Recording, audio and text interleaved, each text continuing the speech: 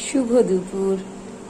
লোভনীয় খাবার কার কার ভালো লাগে আমার আহ্বানে এসে জানানোর জন্য একান্ত আহ্বান।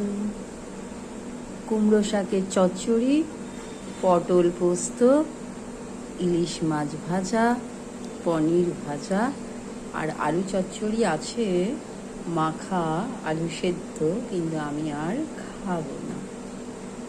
দেখে কার কার ভালো লাগছে?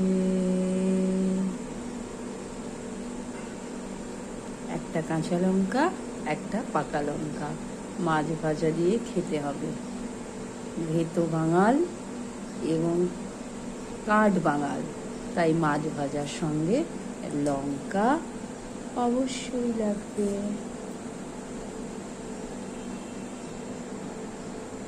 সকলেই ভালো থাকবেন, আমার একান্ত কামনা সকলেই সুস্থ থাকবেন, অন্যকে ভালো থাকার সুযোগ করে দেবেন। একই কথা আমি বারবার বলি, আবারও বলছি, শুভ দুপুর।